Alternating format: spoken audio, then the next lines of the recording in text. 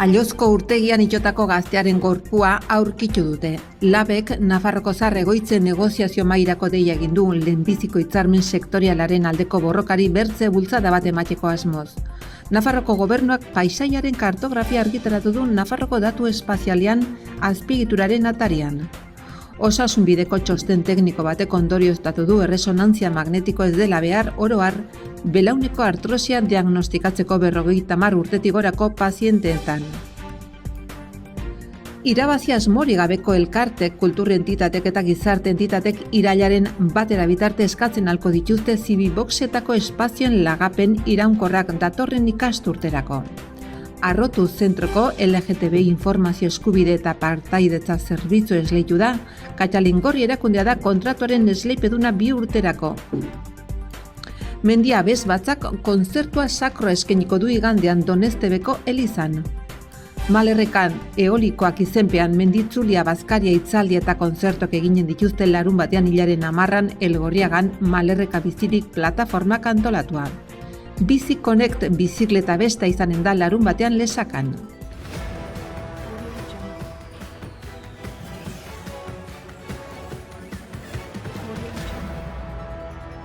Nafarroko suhiltzaileen uretako erreskate taldeko kidek zizur nagusiko 20 urteko gaztearen gorpua aurkitu dute asteazken goizean. Allozko urtegian itxota lagun batekin Nigerian ari zela astearte arratsaldean. Gorpua goizeko 10 aldera aurkitu dute zonari Martinen errekatxoa esaten zaio non urtegiak ugarreko badiarantz doan mauka bat marrazten duen. Astearte arratsaldean etzen eguraldi txarrik izan eta apenas zebilen haizerik. SOS Nafarroak 112 zenbakira deitu zuen asteartean. 5 inguruan eta 2 gazte uretan sartu ziren. Arratsaldez gozatzen ari baiziren urtegiaren inguruko lagun talde batekin batera. Halere urtegiaren barruan zeudela, lagunako hartu ziren gaztea etzela uretatik atera eta urtegian desagertu zela. Hori dela eta 112 zenbakira deitu zuten berehala. Uretako erreskate taldeko kidek buiekin mugatu zuten gaztearen desagerpen eremua eta astearte arratsaldean bertan hasi ziren haren bila. Asteazken goizean hasi dira berriro, suhiltzaileen urpekariek 13 metro inguruko sakonera aurkitu dute gorpua, ertzetik 21 metrora. Gorpua errepidez eraman dute Nafarroko Auzitegi Medikuntza eta Auzitegi Zientzia Institutora. Autopsia egin diezaioten. Maiatzaren amaieran Lab sindikatuak 3 batzar egin zituen Iruñan, Tafallan eta Donesteben Zahar Egoitzetako bere delegatuekin, eta haiekin burutu zuen Nafarroko lehen hitzarmen sektorialaren aldeko borrokaren inguruko hausnarketa prozesua. Prozesuaren ondorioz Labek erabaki du hitzarmenaren negoziazioi bertze bultzada bat ematea. Urtarriletik geldiri bai daude eta negoziazio maila ekainaren 9 alde bakarrez deitzea. Hala, bertan inplikaturiko eragile guztiei parte hartzeko deia egin die. Lurralde antolamenduko etxebizitza departamentuak Trakasa enpresa publikoarekin elkar lanean Nafarroko datu espazialean azpiegituraren atarian Idena paisaiaren inguruko hainbat geruza argitaratu ditu, eskualde mailan egindako gizarte ikuspegiko prozesuen eta lurralde plangintzan eta paisaien disiplina espezialitatutako taldek egindako lan teknikoaren ondorioz. Ezagutza horrek alderdi fisiko bateratzen du, baina baita biztanleria bizi duen lurraldeari buruz duen pertzepzioare. Paisaiaren Europako hitzarmenak komunitateko paisaiak babestu, kudeatu eta antolatzeko helburuari jarraituz. Geruza horiek Idenaren atarian txertatuta urrats garrantzitsua eman da Nafarroko paisaiaren ezagutza zabaltzeko, lurraldearen kudeaketa adimenduen eta izaera eta eskala desberdineko plan, programa eta proiektuen ebaluazioan erabiltzeko aukera emanez. Osasun bideko txosten tekniko batek ondorioztatu duenez oro har ez da beharrezkoa irudi froga egitea 50 urtetik gorako pazienten belauneko artrosiaren susmo kasuen aurrean eta egokiena diagnostikoa pazientearen historia klinikoa berraztertzea eta azterketa fisikoa egitea da. Hori da Osasun Sistema Nazionaleko lantalde batek egindako txosten tekniko baten eta laburpen baten ondorio nagusia, praktika asistentzialaren eta klinikoaren egokitzapena hobetzeari buruzkoa. Guztira Osasun Sistema Nazionaleko 35 profesionalek osatzen dute taldea eta lehen mailako arretako eta ospitaleko medikoak, farmaziako eta erizaintzako profesionalak eta metodologiako adituak biltzen ditu. Talde hontako mediku espezialista batzuk proposatuta belauneko erresonantzia magnetikoen erabilera ebaluatua zen min kroniko eta artrosi sintoma tipiko zituzten 50 urtetik gorako paziententan. Nafarroko Unibertsitate Ospitalean 100 erresonantzia inguru egiten dira egunero eta kopuru hori handituz joan da azken urteetan. Kontuan izan behar da froga diagnostikoak ez daudela arriskuetatik salbuetsita eta horiek beharrez bezala erabiltzeak nahi ez diren ondorioak.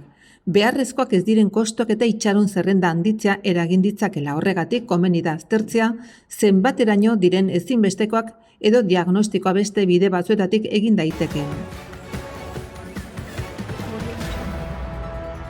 Iruñeko udalak 2023-2024 ikasturterako espazio iraunkorrak Zibibox sareko egungo 7 zentroetako edozeinetan lagatzeko eskaera egiteko deialdia ireki du. Irabazi asmorik gabeko elkarte eta entitate kultural eta soziokulturalek parte har dezakete deialdi honetan. Eskaerak aurkezteko epea irailaren 1 amaituko da.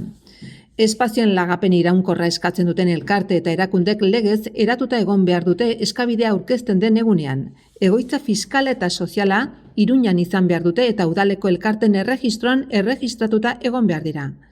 Egingo dituzten jarduerek kulturalak eta artistikoak izan behar dute. Zibibox sarearen berezko helburuarekin bat etorri behar dute eta herritarren parte hartzea sustatu behar dute. Eskaerak Zibibox Kondestable Ensanche, Jusla Rocha, Mendillorri Turrama, Sanduzelai eta Milagrosan aurkez daitezke. Iruñeko udaleko tokiko gobernu batzarrak San Gregorio kaleko 28. zenbakian dagoen Arrotu zentroko LGTBI informazio eskubide eta partaidetza zerbitzoren esleipena onartu du. Enpresa esleipeduna Katalin gorri da 130.162 eurotan bezik gabe. Urtean 3 luzapen egiteko aukera ematen duen 2 urterako kontratua barne hartzen ditu LGTBIren parte hartzea eta ahalduntzea informatzeko laguntzeko eta sustatzeko zerbitzua. Eta Iruñan LGTBI biztanleriaren eskubideak eta sexu eta genero aniztasuna sustatzeko zerbitzua. Helburua da herritarrek sexu eta genero anistasunari buruzko informazio zerbitzuak eskura ditzaten erraistea. LGTBI fobiaren aurrean sensibilizazio eta prebentzio lanak egitea, hirian LGTBI arloko partaidetza eta artikulazio soziala sustatzea, eta LGTBI biztanleriaren errealitateak eta haien eskubiden sustapena zabaltzea.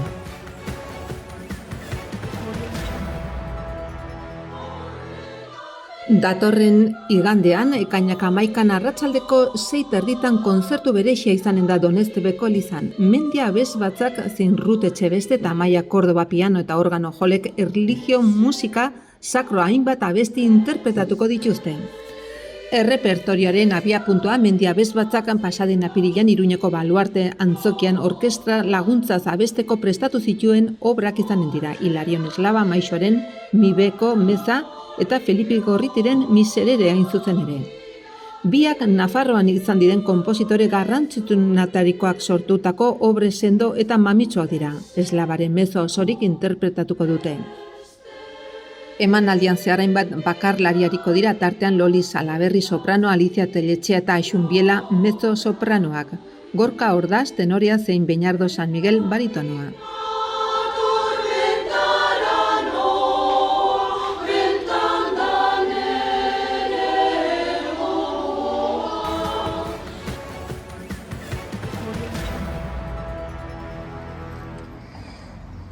Garai nahasiak bizi ditugu gaur egun, eta argi dago ertz asko dituen krisi batean murgilduta gaudela.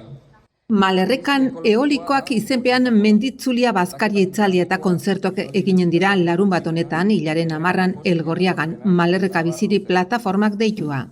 Goizeko 9 paratu dute itzordua Zubietako plazan eta bertatik eolikoak egin asmo dituzten galardi eta aintzingurutze parajera menditzuli informatiboa eginen da.